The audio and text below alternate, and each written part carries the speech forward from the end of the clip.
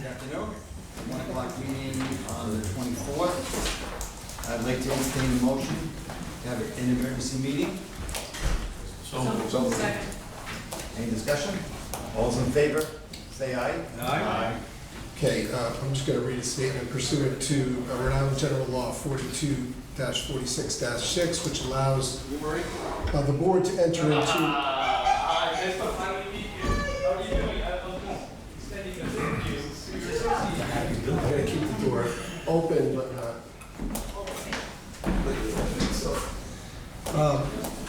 Rhode Island General Law 42-46-6 allows the board to convene in an emergency meeting to address an unexpected occurrence that requires immediate action to protect the public. It also requires a statement for the record in the minutes as to why the matter must be addressed in less than 48 hours. So I'm going to read a statement of the facts that have led to the emergency meeting. On Friday, September 20th, 2019, at 3:58 p.m., Beta Group, Inc. received a site-specific health and safety plan from Bisco Contracting Corp. Via email, and that plan was required under the contract for this particular project. The site-specific health and safety plan stated that, quote, this health and safety plan, in parentheses, HASP, close parentheses, has been prepared for Bisco Contracting Corporation, parentheses, Bisco, close parentheses, for use during the proposed East Bay PVC lining project construction activities, hereinafter referred to as the, quote, site, period, end quote. Mark Zoller of Conoco Engineers and Scientists Incorporated, parentheses, Conoco, close parentheses, prepared this HASP, which was reviewed by John Martin, CIH, prior to implementation of construction activities. Bisco will provide continuous implementation of and enforcement of this HASP during site activities. The site-specific health and safety plan also contained a signature and stamp from John Martin, certified industrial hygienist.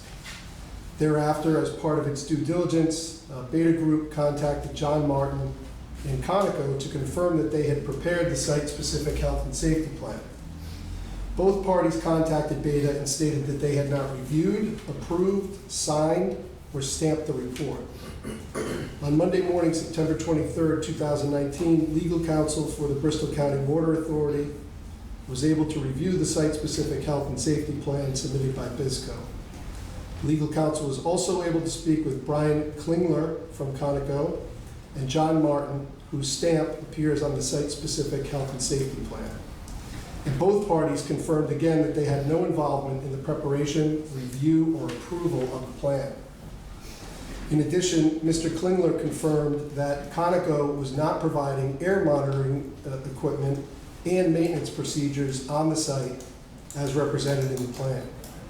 Furthermore, Mr. Klingler confirmed that Mark Zoller was not the site safety officer and had no involvement in the project. Mr. Martin, in particular, during a conversation, was extremely concerned that Bisco would be commencing work on this project, which includes trenching and soil contamination issues, without a valid site-specific health and safety plan. As such, a letter was issued to Bisco Contracting Corp. yesterday on behalf of the Bristol County Water Authority, suspending all work on the project pending further notice from the Bristol County Water Authority. There are two main issues that affect the public interest in this matter and require immediate action to protect the public. The first and most obvious is the health and safety of the workers on this project. The second is that the pipeline that has to be repaired is vital to the Bristol County Water Authority's ability to provide potable water to its customers, and there is a very tight timeline to begin and complete this project. As such, the Bristol County Water Authority's Board of Directors hereby commences this meeting on an emergency basis pursuant to RIGL section 42-46-6.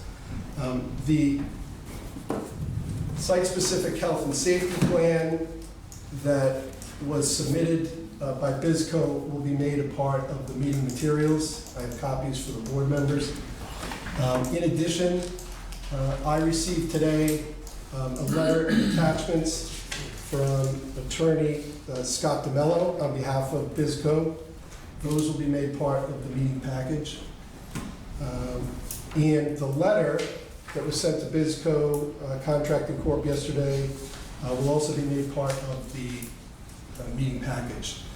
One other issue for the sake of full disclosure, and I've disclosed this to Ms. Marchand and the board, I learned last night that my partner represents Michael Bizco III in family court proceedings in Massachusetts. I've reviewed the rules of professional conduct. I don't believe it presents a conflict, but if any of the parties wishes to raise that issue, it can be addressed at a later date. With that, I would ask that the chair entertain a motion to enter into executive session pursuant to RIGL section 42-46-5A2 litigation and 46-5A4 for investigative proceedings. And after executive session, we can come back and certainly hear from BizCo. Okay. I'd like to entertain a motion. So moved. Second. And just read what that's Okay, for. 2019 PVC lining of East Bay Pipeline Contract Number 3834. Addressed an issue related to a submission by the contractor and potential termination of the contract pursuant to RIGL 42-46-5A2 litigation and 42-46-5A4 investigative proceeding. All those in favor, please raise your hand. Who made the motion? Pam did. Gene? Sorry, Gene. And who seconded? I did. Okay. All those in favor, please raise your hand. Okay. We'll go to executive session. Sue, if you can turn that on. Please.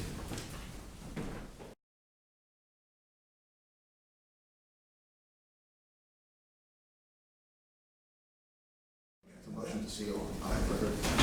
The motion to seal the minutes of the executive Motion to session. seal the minutes of the previous executive session. Second, all those in favor say aye. Aye. It's unanimous. So, if you have a presentation you'd like to make to the board, as I indicated before, Attorney DeMello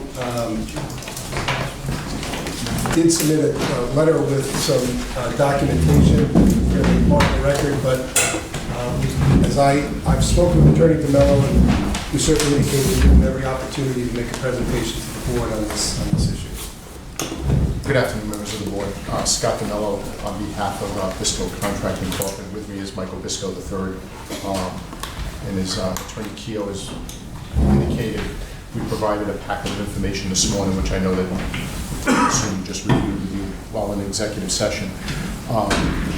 And while I don't necessarily want to reinvent the wheel and go through everything, I think it's important to look at the timeline of how events happened and what happened and what was submitted. I think, and I'd also just like to start by just saying there's no question that the ask that was submitted should have been submitted.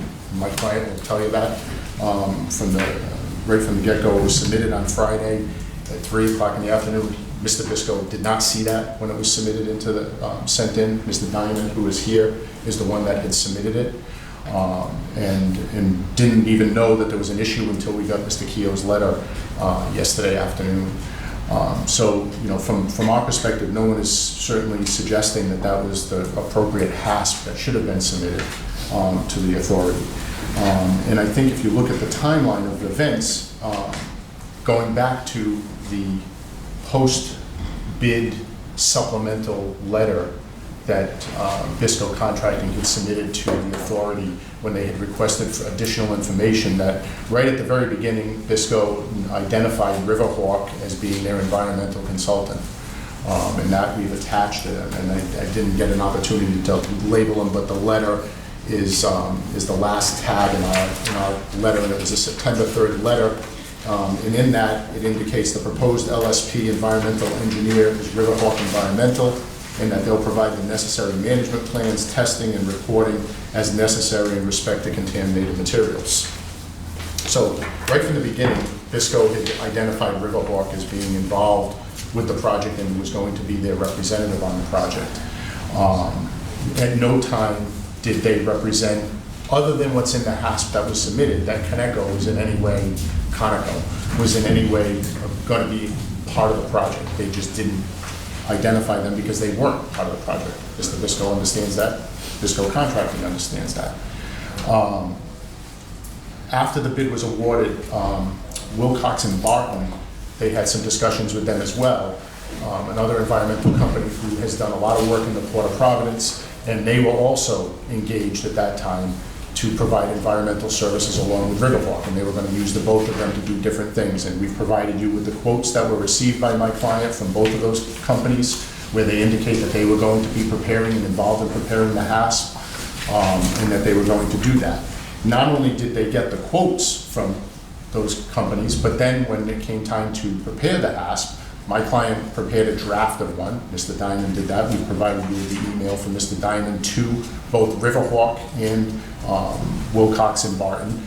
Wilcox and Barton responded to that draft HASP, indicating the things that they wanted to see changed in the plan.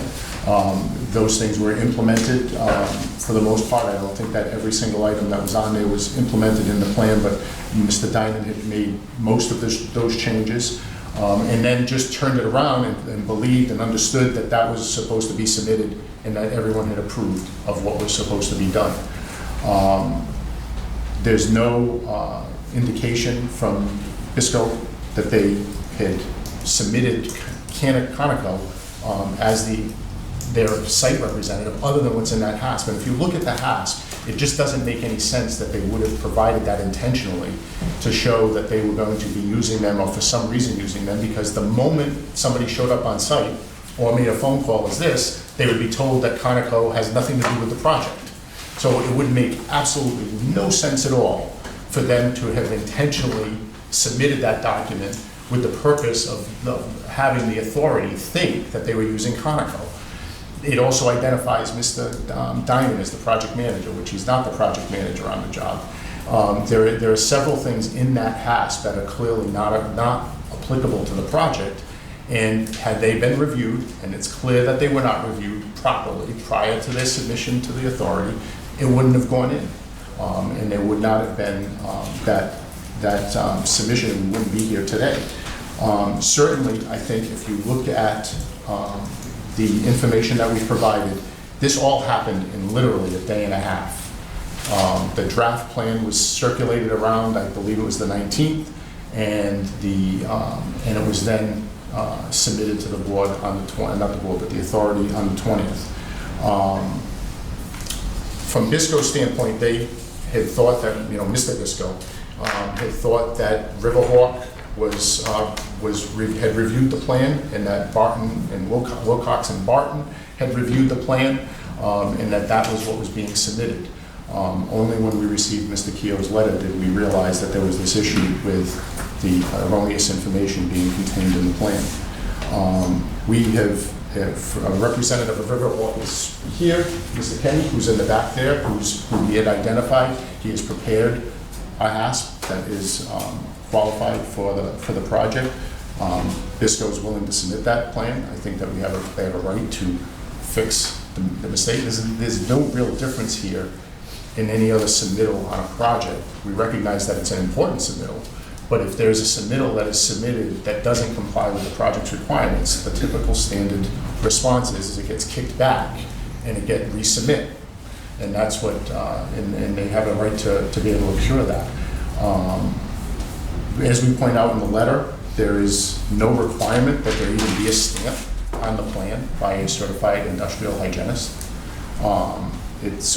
Again, there's no benefit to Bisco to submit the HASP that was submitted if it was intended to be submitted in that format. Clearly, it was an erroneous submittal, and we would submit that it was an innocent, erroneous mistake to submit that plan, and that they have a right to cure the plan. And we're certainly available for questions that the board may have. Not looking to in any way misrepresent anything to the board, and just want to complete the project. They put a lot of work into this project, getting prepared for performing it. We understand it's a tight time frame on the project. They certainly understand the importance of the site-specific plan, But also, the fact that there was a plan that doesn't meet what needs to be done certainly doesn't, we don't think rises to the level that they would either be, as we've seen in the newspaper today, that, contemplating termination over this. This is, again, from our perspective, this is no different than any other submittal that needs to, it's an important one, but needs to have the opportunity to fix the issues that were raised by that submittal. And certainly the evidence doesn't, in my view, doesn't rise to the level of intentional misrepresentation to the board. It was certainly a mistake, and it's certainly erroneous, but was not done intentionally to mislead anyone. Who drafted the report? The HASP? The original initial draft was done by Mr. Diamond. He circulated it. Can we ask some questions to Mr. Diamond then? Sure. If you want to. Sure.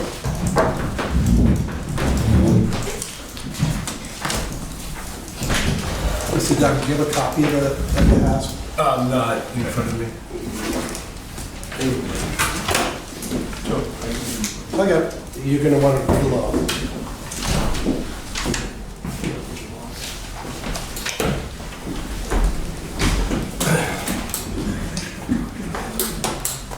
Mr. Diamond, when did you first sit down to draft the HASP? I'm not sure of the specific date, but it was a little bit before we submitted on it, probably a day or two before. So somewhere around September 18th? I'd probably say so, yeah. And do you have a computer at work? Yeah. And is that computer attached to a server? How do you mean? Is it a network system at work that you have? I believe there's a network file, yeah. Okay. Was it on a laptop or? No, it's a desktop. It's desktop. And to the best of your knowledge, that connects to a server with. I mean, it has internet access, if that's what you're asking. No, let me ask you this question. It's my understanding from the letter that the basis for the HASP that you drafted was a previous HASP that Conoco had done on behalf of BISCO. Is that correct? Correct, yes. And what was that HASP? There's two separate projects that I used to create the draft to send to Riverhawk as a template for what we were looking for. The time constraints to get the HASP back generally quite long, and this was just used to guide them in what we were looking for. And what were the two documents that you used? I believe it was Plymouth Pump Station and Quikasham River Rail Trail. And how did you access those documents? I have them saved from us On your desktop or on on the desktop, yeah. From the previous purchase of them from Conoco when they've done specific. And did you use one more than the other? I think the baseline of it was mostly the Quikasham. It's just the bullet points, and then I added our 140-page or whatever it is, 100-page internal personal health and safety plan. And is that for the, when you say Quikasham, is that for the that Fall River project? Yes. Okay. And I also added our own field manual and some OSHA requirements up, again, as a guide to Riverhawk and the other guys of what we were looking for. And let me take you to the HASP that you submitted on September 20th, which you have in front of you. If we look on the first page, there's a submittal or a transmittal to Beta Group Inc., is that right? Yes. And if you look down at the bottom of that page, there's a box that starts with the words, "This certifies," and I'm going to read those words. This certifies that all items submitted herewith have been checked by the contractor, are in conformance with the requirements of the contract documents, except as noted, and are approved by the contractor for this project. Did I read that correctly? Seems to be yes. Okay. And then you signed it on behalf of BISCO, is that correct? I did. I made a mistake. And let's turn to, let me just say this, the pages for this HASP are not numbered, correct? I don't believe so. Let's turn to the page, there's a title page, and then there's a page after that that starts off with BISCO Contracting Corporation, Site-Specific Health and Safety Plan. Is that right? Yep. So you took the HASP created for the Fall River project that Conoco did, and you started making changes to it, correct? Correct, yeah, as a, And if we go down to the next paragraph, in fact, you had to insert the name of the project, which was the East Bay PVC lining project, correct? correct, Because that's not the project that Conoco had examined in Fall River, correct? correct. Okay.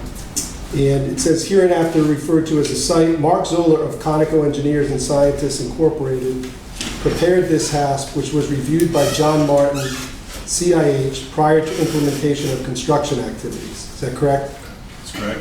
BISCO will provide continuous implementation and enforcement of this HAP during site activities. Is that correct? Yep, Now below it, there's a name, a signature box, a title, and a date. Is that right? And there's a name of John Martin. Is that right? yes, Next to it is a signature that appears to be John Martin and a stamp. Is that right? yes. And did you take that from the Fall River? It was either that or Plymouth, but again, I was using it as a template because we needed a stamp, but I thought we needed a certified engineer stamp.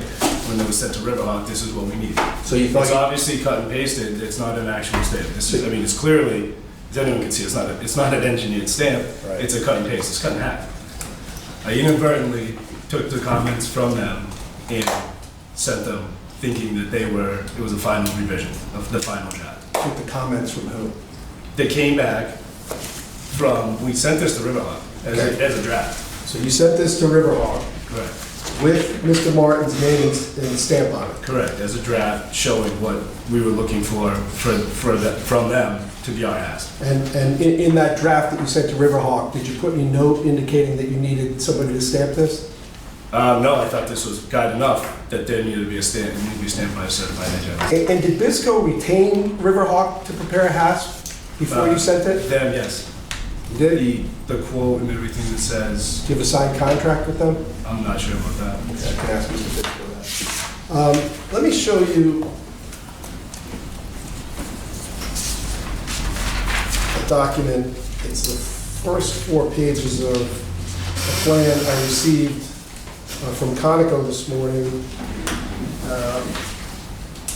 regarding Forges Field Pump Station project in Plymouth, Mass. I'll show you this document.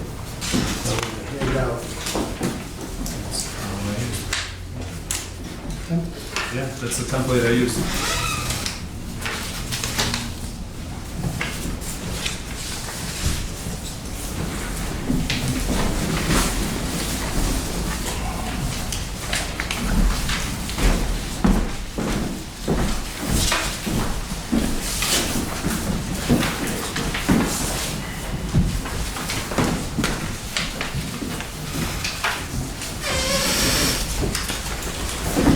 So this is one of the templates that you used, Yes? and this has Mr. Martin's signature and stamp on it, correct? Mm-hmm. And let me show you another document.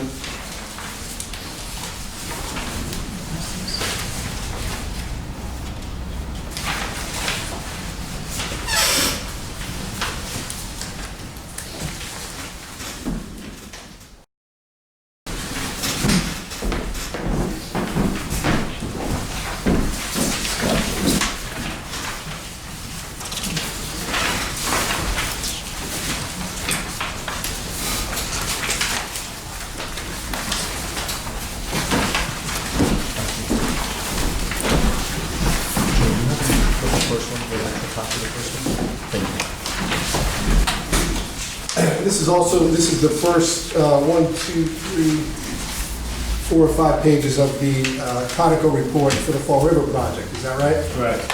And this is also a template you use, is that right? Correct, yep. I merged them both to create the draft for Riverhawk to review and So in order to get Mr. Martin's stamp and signature on the HASP that you submitted to the Bristol County Water Authority, you had to take his signature and stamp from the Plymouth HASP and put that into the template for the Fall River HASP, correct? cut and pasted it, correct? You cut and pasted that in there. Now, the Fall River HASP has Mr. Martin's signature in it, correct? Yes, And so you could have just left that in there with an indication of Riverhawk that they needed to sign and stamp it, correct? you're saying that I initially took the stamp separate from taking the other one? I'm asking you, you said you were sending It's this, the closest one that I was working with was a Plymouth one, hence why I cut and paste that one. That's the long and short of it. I made a mistake. but you had to, but my point is, you had to cut and paste the signature and stamp from the Plymouth hasp Yeah, into the Fall River hasp that you were using as the template. no, into the Bristol County Water Authority hasp that I was making as a draft to submit to Riverhawk. Okay. But that took some effort to cut and paste that from this report into the Bristol County one, correct? Not really. No? No. It's pretty cut and dry. You're creating something for another company to use based on what you're looking for, and I circled it. It's obviously cut and pasted. It's not any stamp, as any engineer knows, is a stamp. It's obviously cut and pasted. It's absolutely ridiculous to submit on something like that, and it was unintentional. I That's agree. the whole point. Like, there's no wool being pulled over anyone's eyes by submitting something that's clearly not stamped. So, Hence why it was submitted by mistake. so it wasn't intentional, it was just grossly negligent? Yes, that's appropriate, Okay. which is, Now, going down further, you put next to Mr. Martin's stamp and signature a date, correct? correct, the dates that we were going to be working on the project, so they could see it. Well, no, if we go back up, it has Mr. Martin's name, his signature and stamp, his title, and then the date of 9/16/2019. So you didn't leave that blank, correct? I changed the dates on the bottom too to be effective for when they're going to work. Right. But we have Mr. Martin's name and signature and stamp, correct? Correct. And then his title, Mm-hmm. and then you have a date next to that. It's Yeah. 9/16/2019. I changed all the dates in it to be effective so they would see what dates were going to be used. You indicated that you started doing this on about September 18, 2019. Whenever I submitted, it was a couple days before. Yeah, I did all this in the course of probably a day. And in that draft to Riverhawk, do you have anything that shows that you indicated to Riverhawk that needed to be changed? Just verbal conversations and things. I mean, they knew that this was a draft coming that needed to be addressed, and they were, changes needed to be made. There's no, again, it was my mistake submitting it unintentionally. And again, clearly it's not by Conoco, it wasn't done by them. It's a cut and pasted thing to use it as a draft, hence why the emails say draft review, revision number 1 and things of these nature. No point does it say Where does it say draft review revision number 1? in the email, it's an email chain where I sent to them, has draft REV 1. Okay, where on this does it indicate? Oh, no, well, when I sent it over, it's in the PDF file is named that. So you sent it as a draft, Oh, yeah, but then you submitted it to the Bristol County Water Authority as a by final accident, document? yes. By accident. Was there another document that was more correct than that?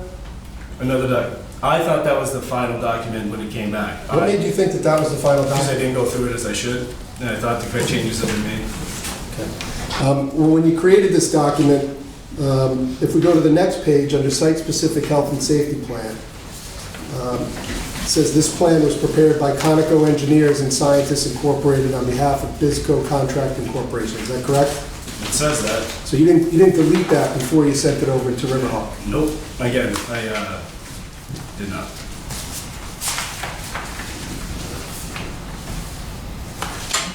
Now, again, if we look at the document that I sent you that was the Fall River hasp, that has a heading at the top that has the page numbers for the hasp, is that correct? Yep. And you deleted that off of the hasp submitted to Bristol County Water The Authority? draft I sent to them? Yes, I deleted it. I mean, I deleted a lot of things in there because they weren't specific to the draft that I was sending to them. The site summary, I included Bristol County Waters Authority site summary because the site summary listed in the hasp that they did was for a different project. So to speed things along, as I said, trying to get everything they needed so we could turn this around. They changed the maps. I changed some other things in there to be specific to this. And that's what I sent to them for review and to make final changes. I inadvertently sent the wrong one. It was a mistake. I did not mean to. You keep referring to the wrong one. The wrong one is in it, the non-completed one. The one that wasn't completed. This was meant to go back to them again after the changes. Go back to who again? Riverhawk. So in the email, you were supposed to get another round of... I was supposed to send this back after some comments were made on it. Okay, let's pause there for a second, because Attorney DeMello did produce an email chain. And I don't have copies of this.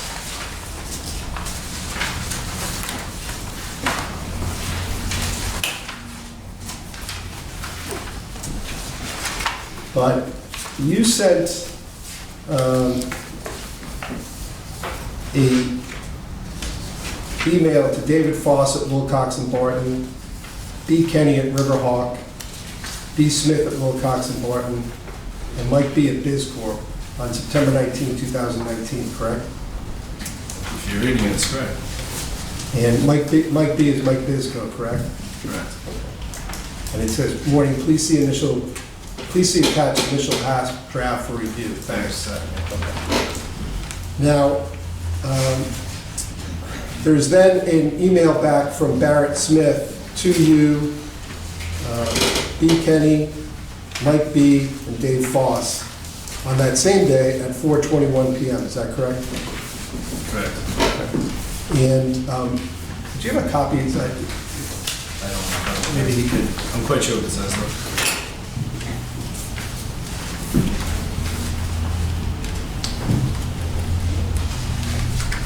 Now, on this Thursday, September 19th email, it says, John, we have the following suggested edits item for consideration for the HASP for the BCWA project. Is that right? Which one? Sorry, say again? Yeah. From Barrett Smith? Mm-hmm. And Mr. Smith recommended a number of changes to the HASP. Is that correct? Correct. And after it in red, there are some comments on Mr. Smith's comments, correct? Correct. And whose are those? Those are Mike's. Mike sent those. Mr. Bisco's? Okay. Let's talk about number 5, explosion hazards. There was a recommendation that some certain language regarding explosion hazards should be included in the HASP. Is that correct? That's correct. And where in the HASP did you include those recommended I comments? did not include those ones. So you didn't include comments that you received from Mr. Smith at Wilcox and Barton regarding explosion hazards on the job? Right, I failed to omit that, and it would have been caught in the final draft if I sent it back to them and done it correctly. But you were supposed to send it back to them. Correct, and I did. And when were you supposed to send it back to them? When I sent it as a submittal, I was meant to send it back to the engineer for the final review. Right, so you sent it to him the first time, correct? You got comments, Correct. and you're telling me that you were supposed to send it back to them? Correct. And you didn't do that? No, I sent it by accident to to Paul Smith of Beta as a submittal. You sent it, I submitted on it. so did you just put the wrong email address in No, it? it's not the wrong email address. I thought it was the final product. This is completely on me. This entire thing is on me. I made the mistake. Well, Mr. Bisco also commented on these comments on the HASP. Correct, but he didn't have anything to do with the final thing that I sent out. Well, let's go up to the HASP was submitted on September 20th, correct? I believe so, at 3:45 in the afternoon. If you look at the top, there's an email on September 20th, 2019 at 9:17 a.m., is that correct? Correct. And this is a email from Barrett Smith to Michael Bisco and you, is that correct? Yeah. And I'm going to read the email. Mike, items number 1 and 2 are due to the fact that the work is in a landfill area. Please note that the revisions to the HASP need to be completed by your firm as it is Bisco Contracting Corporation work product. Did I read that correctly? You did, yeah. So Mr. Smith was telling you that you actually had to have final review of that HASP. Correct. So they weren't going to comment on it any further. Of course they were. If I sent it back to them with their thing saying, all right, is this correct? Is this how you want it? Then they would have sent it back, yes, this is okay to release. That never happened. So are you saying that the fault for having all these references to Conoco and the HASP are the fault of Riverhawk and Wilcox and Not Barton? at all, I'm saying the fault of mine. Okay. I'm saying to the fault of mine, that because I should have taken them out when I sent them over to them. It should not have been in there at all. It shouldn't have been in there. Okay, let's go back to the HASP then. This is in element 1, organizational structure. There's no page number, so I'm going to have to try and guide you there. But there is section for site safety officer. Is that correct? Yep. And it says that Mark Zoller is the site safety officer. The SSO has at least 5 years of experience, Mark Zoller is the site safety officer. The site safety officer is responsible for evaluating hazards anticipated at the site. The SSO has at least 5 years of experience as an SSO on uncontrolled hazardous waste sites. Is 40-hour OSHA hazardous waste operations and emergency response has WAPR trained, and 8 hours supervisor trained. Did I read that correctly? I believe so, yes. So who, if you made a mistake, who was supposed to be the site safety officer? Someone from Riverhawk, who I should have implemented when I took out all the information from Conoco, which I did not do. And at that point, Bizco Corporation had retained Riverhawk to have somebody there as a site safety officer? Again, I can't speak to the contract, but that is exactly who we were using the entire time. Oh, we're gonna, okay. I'm glad Riverhawk's here. So are we. Okay, so who, you don't know who it was who was supposed to be there from Riverhawk? At the time, I was unsure, else I would have added it in. Okay. And once again, on the next page, you list Mark Zoller as a site safety officer. Is that right?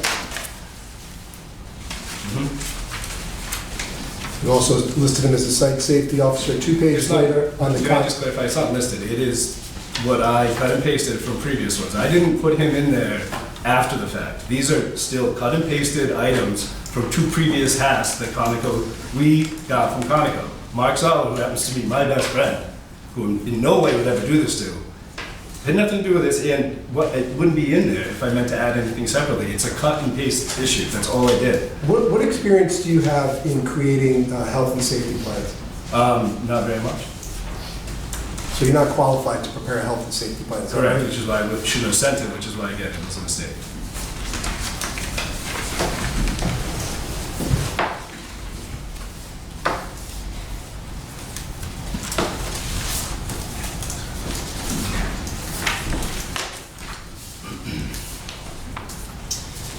Let me go to element 3, training program. And again, there's no page number, so I guess do the best you can to find element 3.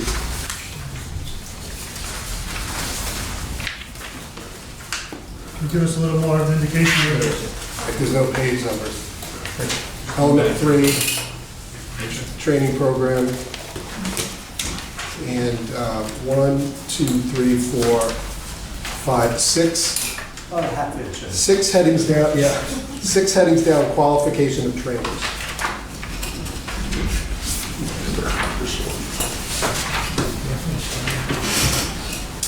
And this says that only instructors qualified in accordance with 29 CFR 1926-65E5 are used to train workers for this site. Qualified instructors have either completed a training program for the subjects they are expected to teach, or have the academic credentials and instructional experience necessary for teaching the subjects. And who are the qualified instructors on this job? Well, since this is a boilerplate for another job, this one here specifically, I'm unsure if that would have gotten changed, had it been fully reviewed and sent out, correct? So you don't know if there's any qualified instructors for this job? It would be someone qualified by Riverhawk and the person they provide, which would have been listed in lieu of Mark Zoller if I had done it correctly. Next, training certificate. Site workers, including on-site management supervisors who have received and completed the necessary training and field experience, are certified. Any person who has not been certified is prohibited from engaging in hazardous waste operations on this site. Who are those folks? It's the same, that's it. This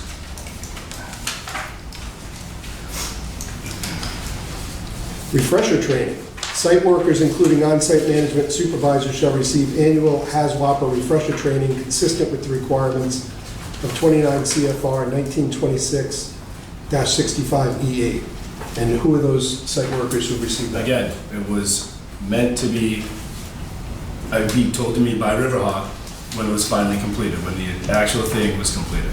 Because all these things, just like every other environmental company, their own internal internal guys have this, just like Conoco has Mark Sala, who's qualified on all this, and John is the certified hygienist, Riverhawk and Joe Kenny all have certain guys who do this. Again, this was a boilerplate, it was nothing more than that. It was a template that I inadvertently sent by accident. So, That's it. Mr. Diamond, did you understand that a health and safety plan was part of requirements under this Of contract? course. And was it your position that a health and safety plan was not really that important? to this Not at job? all. Was it your position that a health and safety plan could be put together from a template? My position is that a draft for review could be put together with a template is what I did. And when was BizCode to start work on this project? The 23rd, I believe. And so 5 days before work was to begin, you started putting together a health and safety plan from a template, is that correct? Well, it depends on when you get the contracts, which was 2 days before that. And as I stated before, this all had to happen very fast. So I didn't do my due diligence and submitted it incorrectly. Submitted a draft as incorrectly. So this is something that you just kind of slapped together because you were in a time Slapped constraints? together as a draft for review and submitted it without fully following through with it. So is it your position then that a health and safety plan is so important that it does not have to be reviewed before it's submitted? Not whatsoever. And work started on this project on Monday, correct? Correct. After I'd already submitted the soil management plan from Riverhawk, who, as you, Wilcox and Barton, who would have been doing the hats for this project after they did the soil management plan. Are you aware of the fact that Wilcox and Barton was not retained to do a HASP for this project? They were retained. And I can ask Mr. Bisco if that's not something you're familiar with. I'm Not happy. familiar with it. Okay, thank you. And I would just point out, Wilcox and Barton commented and reviewed that. So that's an incorrect statement. If somebody has said to you, which they're not here to testify, so I'm not sure where that statement's coming from, but if someone has represented to you that they were not retained to review the HASP, it's funny that I've got an email from them that shows that they reviewed the HASP. I understand they reviewed it, but they were not retained, What does that mean, retained? I want to know precisely. what you mean. hired to prepare the HASP. Their quote includes preparing the HASP, it says it right in it. And they, in that same Well, quote. I'll ask Mr. In that same You're- quote. It's not, you're not the client, so I'll just, I understand that, but you've made statements, and I think it's unfair to characterize what they were retained or not retained for. You've introduced statements from Wilcox and Barton that they weren't retained, and what I would point out is that their quote, which is the basis for how they were retained, included the soil management plan, and it includes in it a HASP review and preparation. So. I'm happy, we can certainly, and at some point, because I've spoken with Wilcox and Barton, and you are correct that they reviewed it, but they were not retained to prepare the HASP. I'm not And sure. so if you want to split hairs, we can split hairs, but if you want to split hairs some more, Scott, let's I'm not- talk about, I'm happy to do this. I'm actually not Schedule. splitting hairs. We are into, this is the quote from Wilcox and Barton. And I'm happy to question Mr. Bisco about it. This is a quote from Wilcox and That's Barton. correct, yeah, that we provided to you. Unsigned, That's correct. okay? There is no signed contract with Wilcox and Barton. That is correct, and yet they still prepared the soil plan under that unsigned Let's contract. go for the tasks. I know you want to ignore that stuff, but you can't just ignore it. Task 1, soil management plan, correct? Yeah, Task 2, soil excavation oversight, correct? correct, Task 3, project management coordination, correct? correct. Nothing in there about the HASP. But you're ignoring the next I side. know, the I'm gonna next go back sentence. up. I'm gonna go back up. Yeah, We anticipate to complete SMP and HASP by April 24, 2019. correct. Is that correct? What's the date of this quote? It's September. The fact that they did their quote and they made an So error. there's a there. mistake in there, and we can certainly get Wilcox and Barton to testify, but I will represent that in my conversation with David Foss today, that they were not retained to prepare the HASP. It's different from what David Foss said last night. Right. And David Foss has represented to us something different. Okay. And again, was there a written contract? No one has said there was a written contract, just like there was no written contract for the soil management plan that they prepared.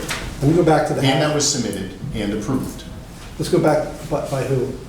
by Wilcox and Barton. They prepared the soil management plan. Mr. Don, let me go back to this, this HASP that you submitted. And this is under element 6, personal protective equipment. And this is under PPE selection criteria. Let me know when you get there.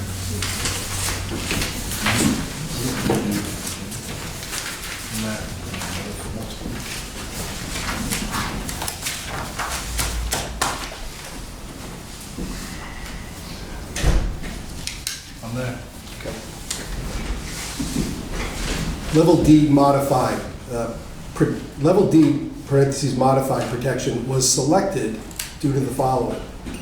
Contact with hazardous levels of any chemicals through splashes, immersion, or by other means will not occur. Level D protection will be used unless through air monitoring it is determined that level C is required. Did I read that correctly? I don't actually see where you're at. Okay, so under level D modified, Okay. under PPE selection criteria, Yep. contact with hazardous levels of any chemicals through splashes, immersion, or by other means will not occur. Next box, level D protection will be used unless through air monitoring it is determined that level C is required. Did I read that correctly? Yes. Who made that determination for this project? This is, you keep falling back, like I added these things to this one and I sent it to them.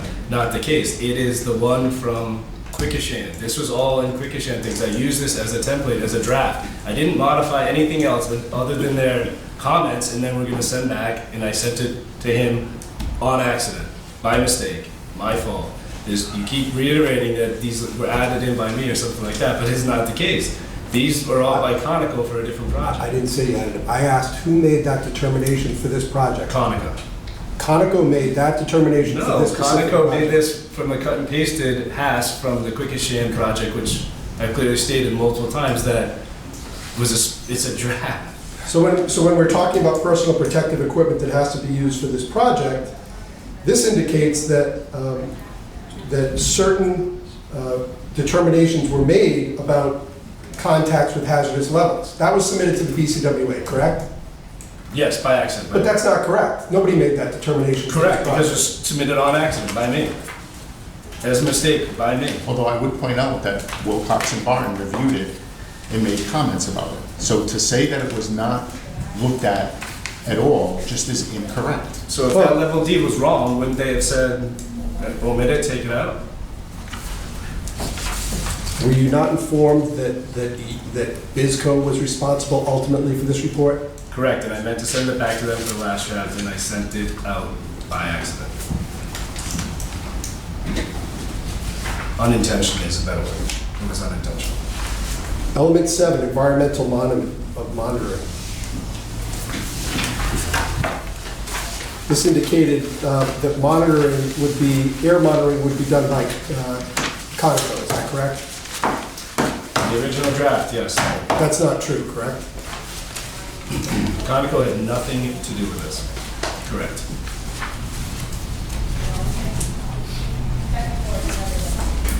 Okay, I don't think I have any more questions for Mr.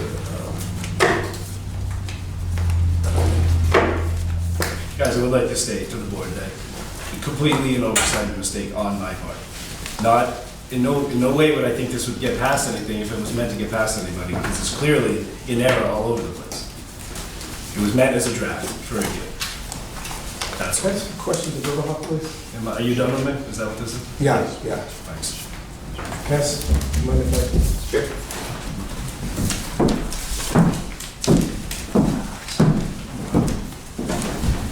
Can you state your name for the record? Sure. William Kenny? Mr. Kenny, where are you employed? Riverhawk Environmental, And where are they located? Marshfield, Mass. And Mr. Kenny, you also were on an email chain at least, that made some comments on the HASP that we just discussed, correct? Correct. And did you review that HASP to make comments? No, I didn't, not until I saw the second, or the comments that came from Wilcox and Barton. And when was that? I think you said 4 7:41 PM or something like that the other day. I think you mentioned it earlier, the time you have the email. May I show the email? Yeah. It looks like 4:21 PM on Thursday, September 19th, 2019. Is that the first time that you received the HASP? No. When's the first time you received the HASP? Again, same email chain. It looks like 9:17. Oh, sorry. Goes in the first order, the earliest ones at the end. So 7:57 AM on September 19th. All right, so just to create a clear record, the first time you saw the HASP that indicated it was prepared by Conoco was on Thursday, September 19th, through an email that was sent at 7:57 AM? Well, no, I didn't open the email. That's why I said the email was sent at that time. You may have opened it. Yeah, but I didn't see the HASP at that time. You didn't see the HASP at that time? No. Why not? Well, I didn't open it. I didn't Okay. open the email. Well, let me ask you this. When was Riverhawk retained to do a HASP for BISCO for this project? It was my understanding that we were going to be preparing a HASP when we were working on the project, and they were determined to be the low bidder. And when was that? I'm not sure. Was Riverhawk hired to do the HASP? Verbally, yeah. When? It was my understanding that we'd be preparing one at, when we got the word that BISCO was the apparent low bidder. I'm not sure what the exact date is. I'll have to look at the reference material. Well, so you were of the opinion that Riverhawk was going to be doing the HASP, correct? At that time, yes. And then you received the HASP from a third party who had done it, Conoco. Correct, yeah. And what, did you contact BISCO at that point to ask them why you were receiving this HASP? No, I didn't. Why? I opened it and looked at it, and it looked like they didn't need me really at that point, so I didn't really even do anything. Can I just jump in here? No, I'm not asking any questions right now. So. I saw the comments come from the consultant that has a deep understanding with the project, and those comments appeared to be sufficient. Who was that consultant? Wilcox and Barton. Okay, and so when, you didn't review that HASP at all? No, And were you under the understanding that you were to be, or that Riverhawk was to be the site safety officer on this project? no, but we're qualified to do so. I totally understand that you're qualified, but was it your understanding when you received the HASP that you or that Riverhawk was to be the site safety officer on this project? No. Okay. So you had not been retained, or Riverhawk had not been retained to be the site safety officer on this project? I wasn't aware that that was going to be a role on the project at that time. And you did not provide any responses to the HASP, correct? No. And were you under the understanding that you were going to get another version of this HASP back from BISCO to make changes to it? No, I wasn't at that time, no. Do you know John Martin at all? Yeah. Had you contacted Mr. Martin about this? I'm not sure. You're not sure if you contacted him? No. You're not sure if you contacted Mr. Martin to ask him if he had done this HASP? Nope. But you may have? I don't know. I can't answer that question. Why can't you answer that question? I have to get a lawyer to defend me if I let me answer that question. If you answer that question? Okay. I have no further questions. May I ask you, I gotta ask you a question. Did you, when you saw the comments back from Barton, Wilcox and Barton, did you review the HASP at that time? Not in detail, not in great detail. I saw the comments and I opened the health and safety plan at that time and sort of skimmed through it for general content. I didn't go line by line. And I just want to make sure that you're clear on what Attorney Keogh's question was, because I'm confused by your answer as much as everybody else in the room, I think. And that is, did you contact John Martin? That's what he just wants to know. Did you contact John Martin about this hasp? I'm not sure. And just to follow up on that, is that a question, if I ask you that question, did you contact John Martin about this hasp? Is that the question that bothers you, that you would need a lawyer for? Potentially, yes. Okay. Because in fact, you contacted John Martin and told him that you'd received the hasp that had his stamp on it, correct? I need a lawyer. Sorry. Any questions? Mr. Bisco? Yes. Can I ask some questions, Mr. Bisco? Mr. Bisco, can you explain the process that you went through to prepare what you understood was going to be prepared with the hasp? We retained Riverhawk Environmental initially to do all the environmental work on the project. From start to finish, HASP, testing, soup to nuts, they were retained. We talked to them pre-bid, pre-award, post-award. At the pre-construction meeting, Dave Foss was here from Wilcox and Barton. He said he was familiar with the Providence site. He had done the health and safety plan for Bristol. He'd be able to be assistance. He could do the soil management plan because he did the soil management plan for Bristol. He was fully aware of what was going on in the Providence terminal site. Bill Kenny would have had been brought up to speed. Bill had already been starting to do legwork on this project. He bid the project with me. Bill has worked for us since he started his company. Never on a contract, always verbal, okay? I didn't want to cut him out of the project. So I talked to Dave Foss, and I had a conference call with Dave Foss and Bill Kenny, okay? It was determined at that point that Wilcox and Barton was going to do soil management plan because I had all the documentation from when they did the work with Bristol. I talked to him, I said, how do you guys want to divide this up? I said, I have my office pulling some generic documentation together for you guys to review so that you guys can get this moving. Because we only have a couple of days to get this moving and get this plan implemented, and it usually takes 10 to 14 days. So I had John in my office pulling maps, pulling drawings. I said, send them a generic plan that they can follow for this project. Dave Foss was, how we broke the task up, Dave Foss was to handle the health and safety plan and review it with Bill Kenny. When it came time to do on-site testing, we were going to determine who was available. Okay, whoever had the manpower available, that's who was going to send the guys there to have the on-site representation. I talked to Dave Foss several times. He got the soil management plan done for us on a verbal. Okay, I called him yesterday. I said, hey Dave, we got a problem with the HASP. I said, what happened?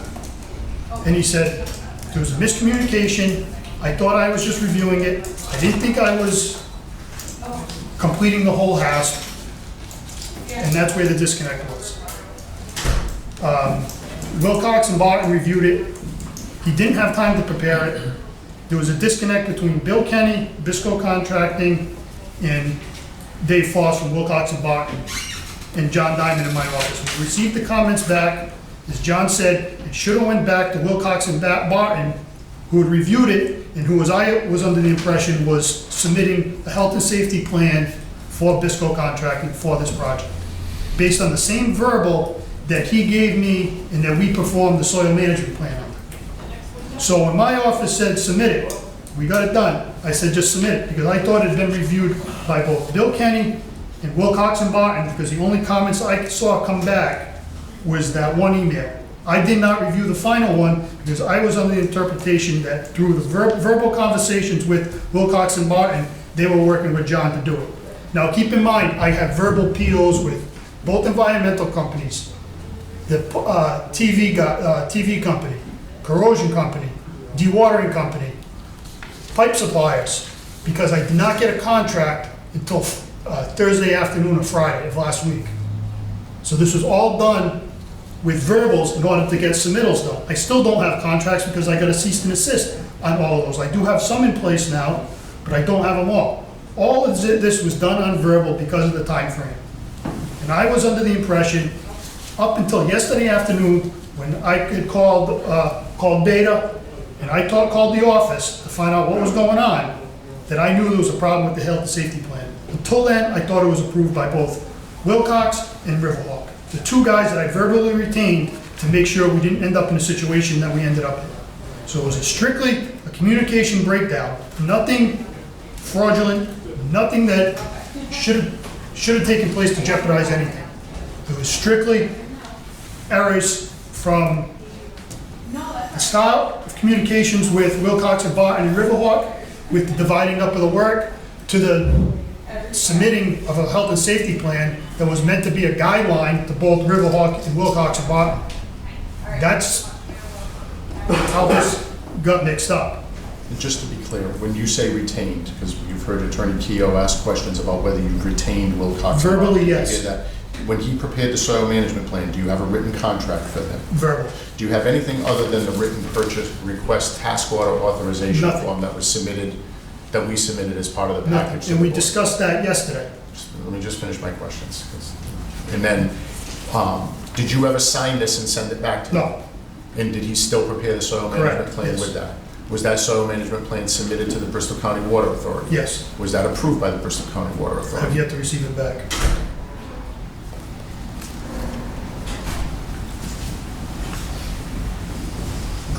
Do you have a signed contract with Mr. Kenny and his company Riverwalk? No, verbal contracts.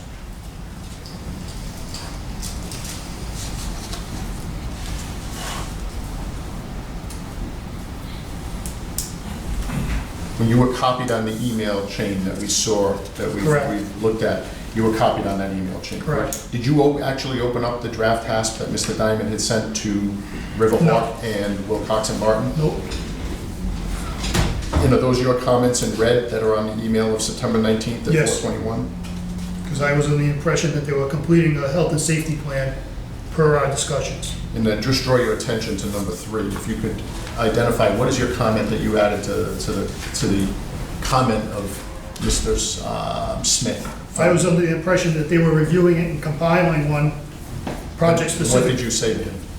I specifically said, as you referencing Barrett Smith and Bill from Riverhawk see fit, because I did not know the answer. And what do you mean by add, when you have the word add? Because I believe they were compiling the health and safety plan that was to be submitted.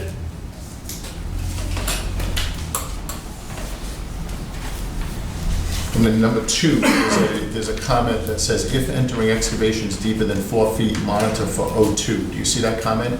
Yes. And then Again, beside it, you have see above, please confirm. What did you mean by that? again, I thought that Dave Foss with Wilcox and Barton was preparing this health and safety plan.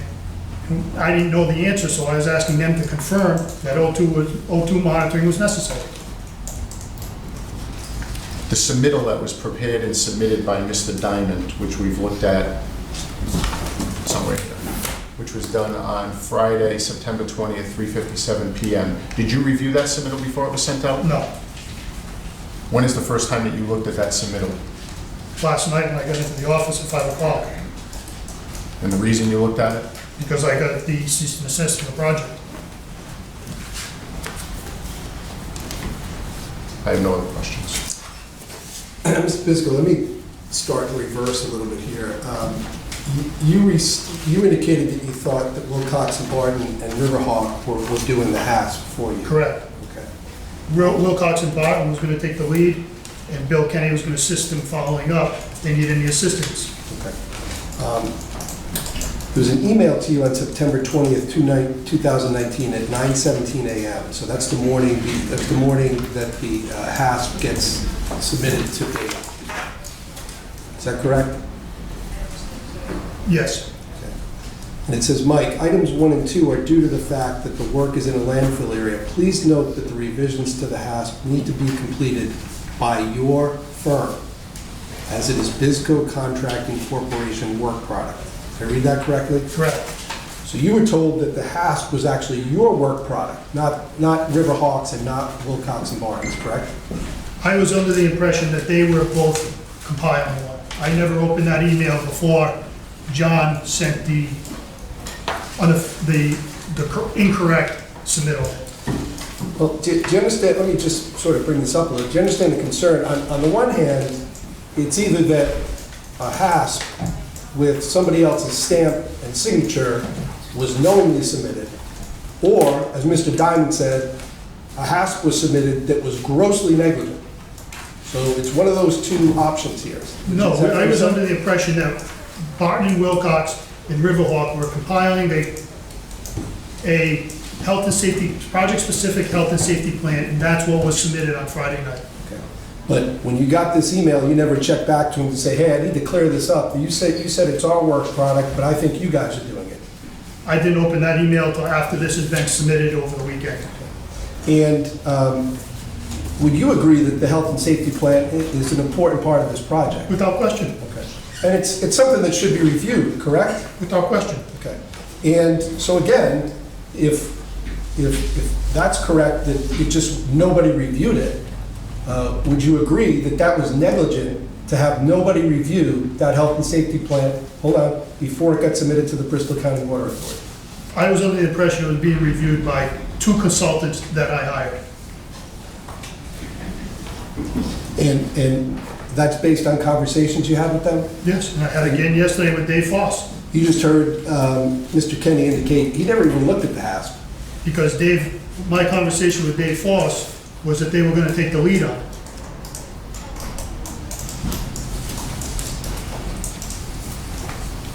And you've heard under questioning by Mr. Diamond, there are a number of issues in here that have absolutely no relevance to this specific project. Like John had said to you guys, we tried getting them as much information as we could for this project through a generic health and safety plan that we previously had. This was by no means intended to be submitted for this project.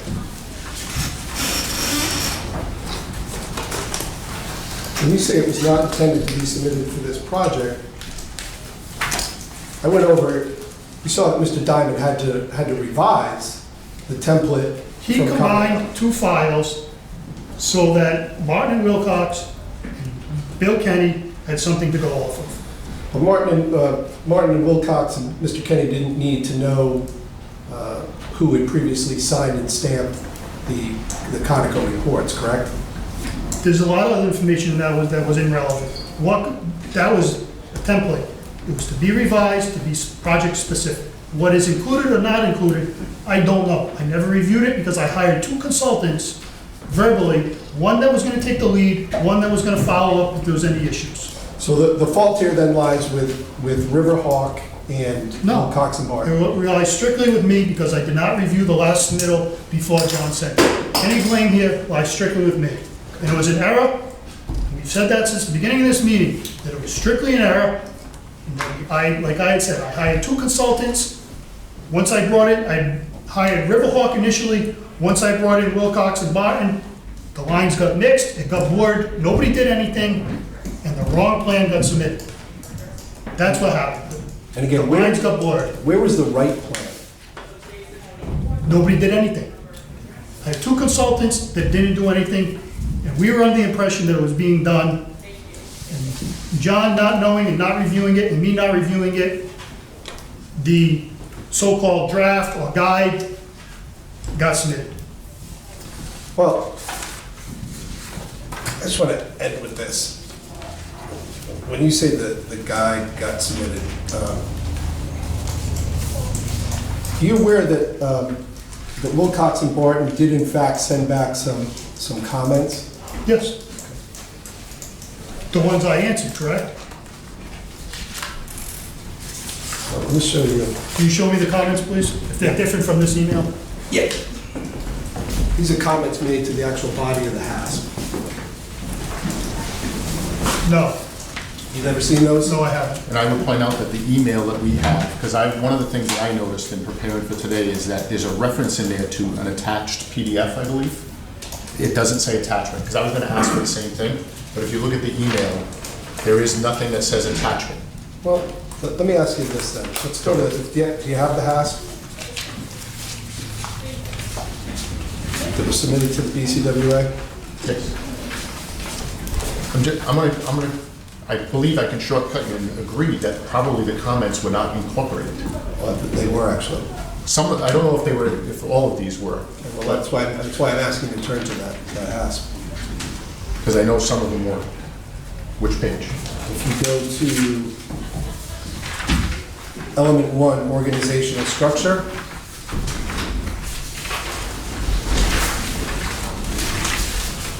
and if you go down to phases, site, tasks, and hazard analysis,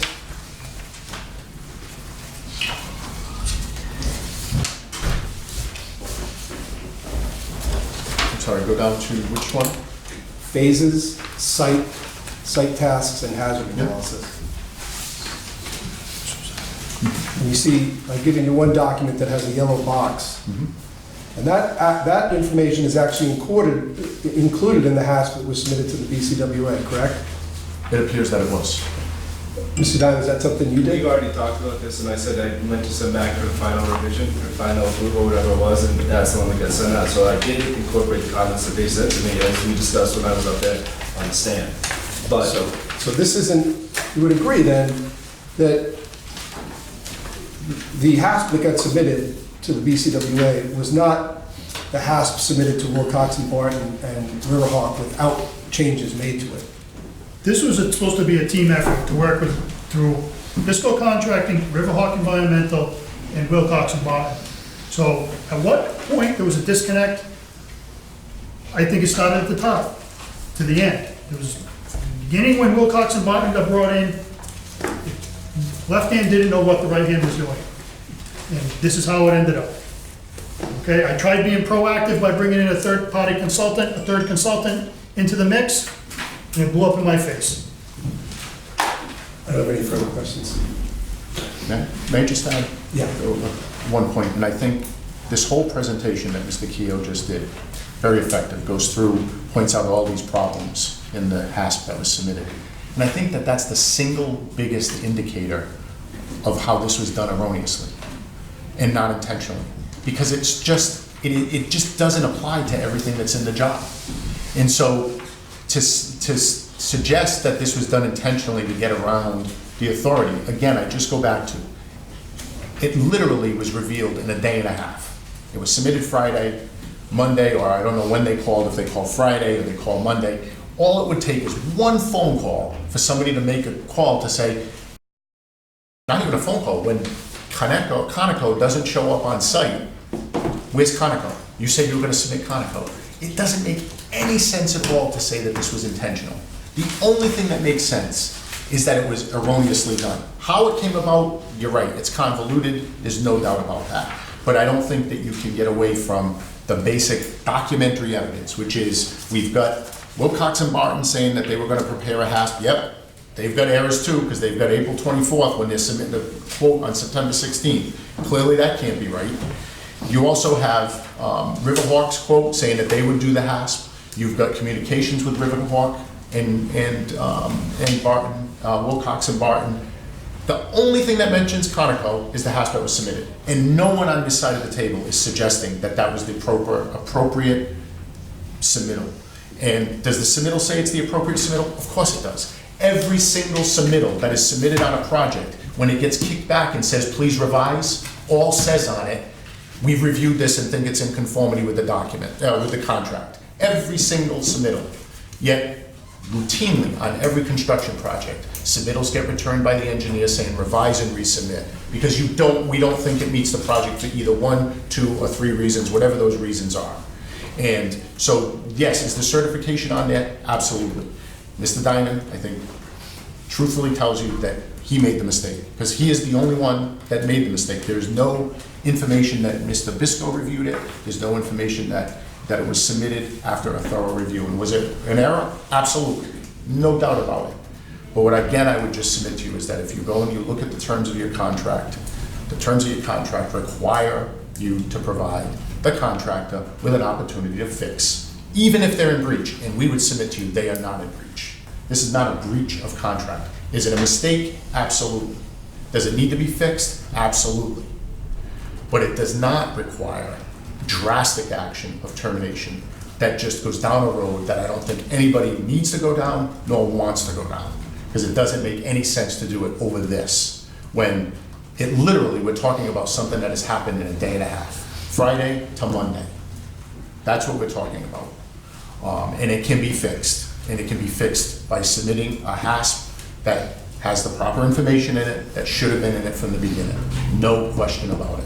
But they have the right to have it fixed pursuant to the contract, and they should have the opportunity to fix it pursuant to the contract and submit it to the engineer. Thank you. Is it appropriate if I Entertain ask a a motion, question? John. Yeah. I understand what you said. My name is Alan Klepper. I came in late. My name tag is I saw them here. take your name tag away, so. What you didn't say, and Mr. Bisco perhaps can answer this, is under the circumstances that this is a gross screw-up, how quickly will the appropriate one be resubmitted? But what I can say is that we actually brought one with us today. I mean, it's not appropriate to obviously submit it to the board, but Mr. Keddy has already prepared one that we think fully complies with what's necessary. It's site-specific, and we have it with us. We can certainly give you a copy of it So right it's now. ready, the fix to the mess-up is ready to be submitted? Absolutely. Okay, thank you. If there's anything missing, Bill's ready, willing, and able to jump on it immediately. I understand, I just, because that was not in the discussion at all. Absolutely. That you deserve, your client deserved the right to fix something, and you answered the question, that it's ready. You saw, I think you might have saw him walk in with two binders, Mr. Kenny. I don't know if you Well, I saw. wasn't That's here. right, you weren't here. He came in, I think there's two binders somewhere. That's the plan that he's prepared. That's fully signed by everyone. Mr. DeMello, I'd like to ask you a question Yes. that relates to your practice as a lawyer. Yes. If you sent someone an opinion with a signature that had been copied and pasted from a previous opinion you'd given to a different client, and that new client who received it relied on that, would you describe what you did as just an inadvertent screw-up? I think it depends on the facts. I think the facts that you have here, if it was in this type of chain of events, You had an absolutely. employee who prepared it, you sent it out without looking at it, and the client relied on it. Absolutely. And in this circumstances, what I would submit is that the board could not have relied on it to its detriment in that it's literally a day and a half. So, and by the way, would not have been able to rely on it because Conoco wouldn't show up on site. They're not gonna be there. I think it's indicative of the care that your client brings to a variety of other aspects of this work, which from our standpoint is critical to the people who live at Bristol, Barrington, and Warren. Absolutely not. I think that this is an oversight that happened. One, I think we can't ignore the time pressures of the job. Everybody's got it, and I'm not suggesting that that is an excuse, but I think you have to factor it in. And I think you just have to look at Bisco Contracting's record. They have a long record of doing a lot of work for a lot of municipalities. And some of them require sensitive oversight, and so I have no issue with saying that this is not something that's indicative of their work product or their work that they've done on other projects. I'd like to Is ask it a Mr. mistake? Bisco if Absolutely. he relies continuously on verbal contracts as opposed to written contracts with specifications on who's to do what when. Again, it depends on the situation. The situation where I don't have a contract, I can't issue POs. So everything on this contract was done verbal. In the terms of Riverhawk, we have a long-standing relationship with him. I would say 99.9% of our work is done verbally. With somebody like Wilcox and Barton, if I had a contract and that was executed, I would execute a PO. But because of the timing on this specific project, I couldn't issue POs, so everything was done verbally. See, that's the piece I don't truly understand, because in your world, you can issue contingent purchase orders or contingent contracts that are dependent upon your getting a signed contract that clearly define who's doing what and when they're supposed to do it. We, based on this particular project, we just did verbals with all of our subcontractors, up until the point where we had a contract in hand. And I would And just this say, is typical of a job in the $2 to $3 million range that you rely totally on verbal assurances. That's gonna stop one day after you receive a contract? Not many $3 No, million. you're adding that delineation, I am not. This whole process was going on for a long period of time, and it would appear to me that a careful general contractor would have had some very specific subcontracts lined up contingent upon being awarded the contract to do the pipeline repair. Subcontractors scope on this project was very limited. We have I would say, majority of the subcontractors on this project, we have a history of working with, where it would be a verbal contract if we did not have one. I have to say that my reaction to all of what I have heard is that I am extremely uncomfortable. It delineates to me a sloppiness and a lack of being on top of the details that doesn't bode well for what could be one of the most important contracts we've ever given to a contractor. How about all the other submittals that have been submitted on this project that are in just as much detail? I'm just telling you, based upon what I've heard today, as a board member, I am very uncomfortable. I would be much less uncomfortable if you had given us an unfinished submission without a copy of a stamp and a copy of a signature, which were not valid. I think everybody would be in that same boat, but we can't go back and rewrite what was done. Mr. Diamond did what Mr. Diamond did. He explained why he did it. He took what was... But it indicates a lack of process and procedure at BizCo Contracting, because from my standpoint, something submitted for a major contract should have to go through a second set of eyes, and it clearly didn't. And it clearly didn't. We agree with that. Just a general question about Riverhawk. Does an organization like Riverhawk develop a customized package for each procedure, for each job, or is it sort of like a cut and paste document that's put together? Should that document be customized? In other words, a company like Riverhawk would just start with nothing and write the contract. Or a health and safety plan? Is that what you mean, how we develop health and safety It plans? sounds like, information is being given to Riverhawk based upon past contracts. And I'm just wondering, with a company like yours with great skills, be better suited to just come up with a customized contract and not have to reach out to other people to have a guide? You want to know, do you use a template to start with, or do you create it from scratch right from the beginning? Well, no, we have a working template that we customize for every project. It's kind of both, I guess. It's not. But it seems to me like in this situation, Riverhawk was looking out to get a crutch template. And that concerns me, because I would think a company like Riverhawk should be able to do that. What we did was we were trying to speak. Well, the question was to Mr. Kenny, to be fair. Could you answer the board member's question? I'm not even sure what the question was. Typically, we would ask for information. Why don't you just repeat it? I mean, the question was, does an organization like Riverhawk start from scratch and develop a contract and do it on a customized basis, or does an organization like Riverhawk reach out to get templates from other organizations to develop what they present? We don't typically reach out to get templates for the information. It sounds like that was the process here, am I right or wrong? Yeah, it wasn't requested though. And it sounds like they were, Bristol was trying to be proactive and provide us with more information about the project. But from my point of view, it seems to me like a company like Riverhawk should be able to do that on their own and not have to reach out. So I'm wondering how much talent there really is in Riverhawk to develop such a document. There's a lot of talent. Well, then I would suggest that an organization that has a lot of talent probably doesn't have to reach out to get templates. But That wasn't I the would just question. submit, he didn't reach out. We provided it without them reaching out. Okay. That's why I just want to, I mean, it's a distinction, but I think particularly in light of your question, it's an important distinction, is that my client, which everyone is admitted to, prepared that initial draft and circulated it around.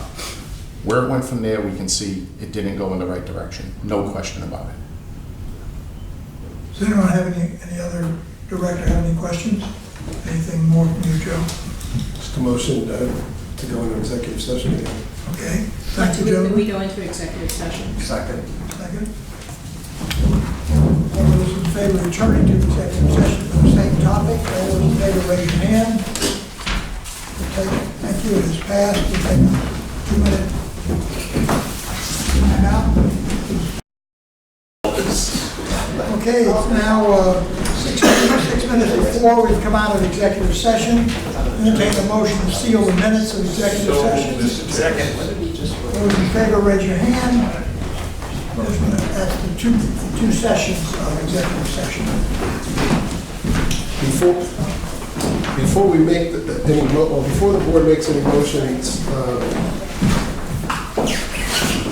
and we didn't look at the HASP, or the HASP that Riverhawk did, but I just want to make two clarifications. If the board agreed to continue, is that HASP signed by a certified industrial hygienist? At presently, no, and as I represented to you when you had come out of the executive session meeting, my client looked at the specifications and it's actually not a requirement, but if the board would like to have that further level of review, my client will gladly provide that. Okay, is the site safety officer identified in the Riverhawk HASP, is he independent from BISCO? So there's two different, there's BISCO's on-site safety officer, which has always been identified as Tom BISCO. The qualified health professional that would provide the health-related stuff is a Mr. Bob Ringo. So it's a slightly, there's always going to be somebody from BISCO that's an on-site safety officer, but for the qualified health stuff, with this is a Bob Ringo from Riverhawk. Okay. All right, With those clarifications, if you'd like to make motions. do you have your motion? Mr. Chairman, I would like to move to terminate the contract for cause. Is there a second to that? I'll second that. A second. All right, further discussion? We're ready to vote. This requires 6 votes, since this contract is more than $500,000, and has to be at least one person from each of the 3 towns. All those in favor of terminating the contract, raise your hand. There are 3 votes. All those opposed, raise your hand. 1, 2, 3, 4, 5, 6. The motion is defeated. Any other motions? Have another motion to make? Can you read that? Yeah. I can't read the right. Why don't I read it? I'll entertain a motion to continue with BISCO as the contractor on this project, subject to the following 2 conditions. That approval of a site-specific health and safety plan reviewed and approved and signed and stamped by a certified industrial hygienist, and second, that the site safety officer identified in the HASP not be employed by BISCO, but be an independent site safety officer. I second that motion. No, somebody's going to make that motion. I make a motion that the chairman's words be Made, accepted. seconded. Is there further discussion on this? All those in favor, raise your hand. I'm Could you just sorry, read that again, please? I just want if I can. The motion is to continue with BISCO as the contractor on this project, subject to the following. 1, the approval of a site-specific health and safety plan reviewed and approved and signed and stamped by a certified industrial hygienist. And second, that the site safety officer identified in the HASP not be employed by BISCO, but be an independent site safety officer. Should there be some type of date relative to when that document's going to be approved? I don't know if that's relevant, if someone feels that they should be on there, because, I'm just throwing it out. well, they have a plan, they said they have a plan, they're I ready. believe that's relative to the contract obligations and whatever it is for that, they have to do that. Do you think we have a date on this? Okay. None of that. And how does the Well, board? if you want to put a date, you want You to can't put, go forward. they can't go forward till it's done. Right. So there's your safety. Any further discussion? All those in favor of this motion, please raise your hand. Those opposed? Mr. Chairman, I'd like the rationale for my opposition to be on record. Sure. I'm opposed to this because I think that this board received from my standpoint, a fraudulent submission, and I am very uncomfortable with going forward with this contract. I understand your feeling. Please note that in the minutes. Is there further business to be done today? If not, entertain a motion to adjourn the meeting. So moved, seconded. All those in favor, please say aye. Aye. It is done.